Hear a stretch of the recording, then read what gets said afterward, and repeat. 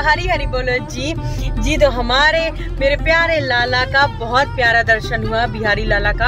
और आज जो भीड़ थी वो बहुत हल्की थी, बहुत कम भी नहीं कहेंगे, लेकिन मीडियम भीड़ थी। तो बहुत सुंदर अच्छे दर्शन हुए। और अब हम चल दिए हैं लाडो के पास, मेरो बरसाना धाम। और मौसम इतना अच्छा है यहाँ का, बहुत अच्छी धूप निकली है, कोई कोहरा नहीं है, कोई शीतलहर नहीं है और कोई बारिश नहीं है। तो चलिए आपको जल्दी से मेरी लाडो के भी दर्शन कराती हूँ। हरि बोलो।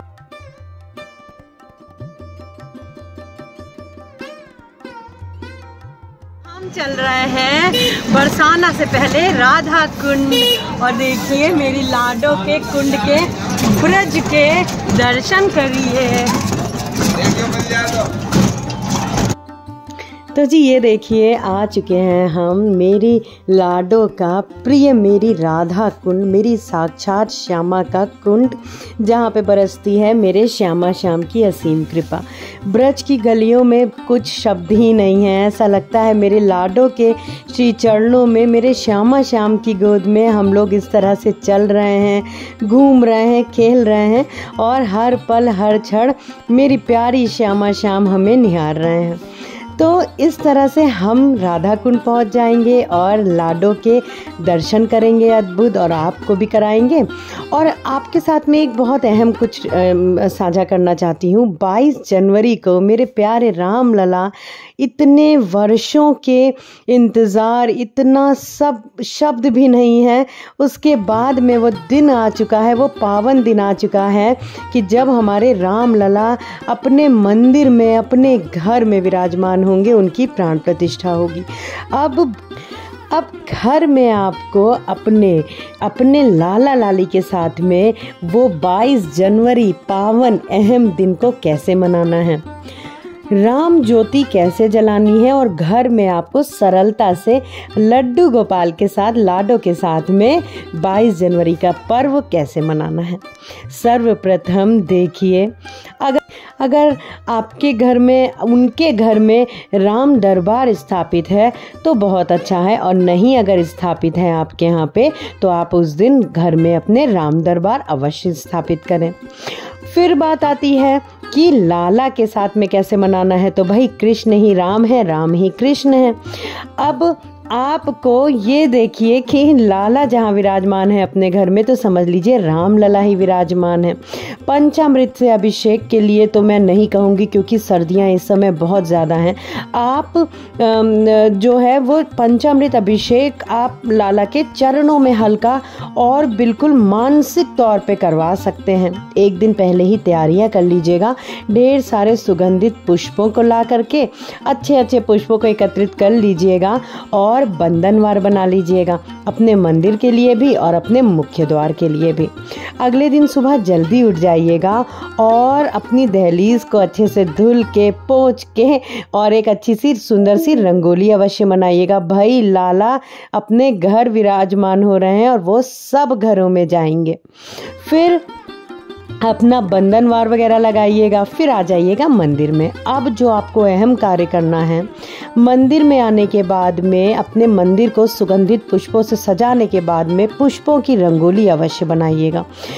फिर जो आपको सबसे अहम कार्य करना है, लाला को सुंदरता से तैयार करना है।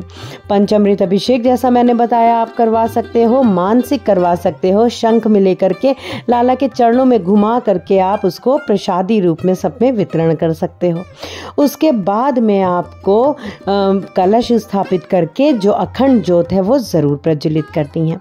अब सबसे अहम कार्य आता है भाई, जो आपके घर में, आपके पास में लाला का, राम लला का जो निमंत्रण पत्र आया है, जो इनविटेशन कार्ड आया है, अब बारी आ जाती है उसकी।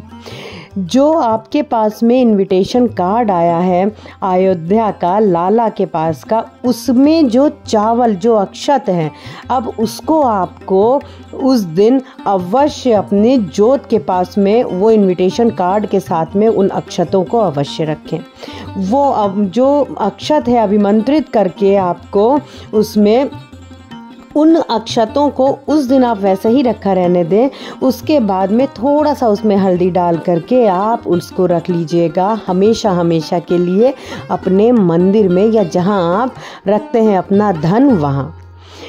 अब ये आपको जो करना है वो अगले दिन करना है। 22 तारीख को अखंड जोत जो आपको सुबह से जला देनी है वो रात्रि तक जलती ही रहेगी, अगले दिन तक जलती रहेगी। और आपके मुख्य द्वार पे दीपक ज़रूर प्रज्वलित करिएगा। और शाम को जितने आपकी दीपक आप प्रज्वलित कर सकें, अपनी बालकनी में कैंडल्स जला सके, छत पे जला सके कैंडल्स और दीप, आप अवश्य जलाइएगा। शंखनाद घंटा ध्वनि से अपने घर में लाला की आरती पूजन करिएगा, कीर्तन करिएगा, सुंदर मधुर भजन गीतों से घर का माहौल बस ऐसा होना चाहिए कि लाला के पास यदि नहीं पहुंच पा रहे हैं तो बस आपको उनका घर ही ऐसा मना देना है।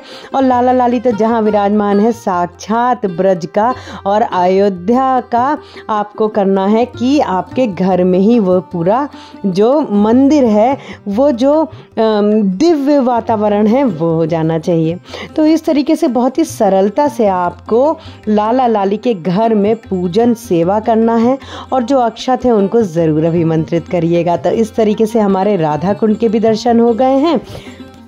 कोई भी प्रश्न है तो पूछ सकते हैं, कोई सुझाव हो तो अवश्य दीजिएगा। और अब हम निकल पड़े हैं मेरे चारों धाम बरसाना धाम के लिए। अगला व्लॉग में बरसाना मेरे चारों धाम के दर्शन भी आपको अवश्य करवाऊंगी, तो बने रहिएगा लड्डू गोपाल लाडली डायरीज़ के साथ में। और चैनल को सब्सक्राइब करना बिल्कुल भी मत भूलिएगा। और 22 जनवरी महापर्व को धूमधाम से दीप और पटाखों के बीच में ज़रूर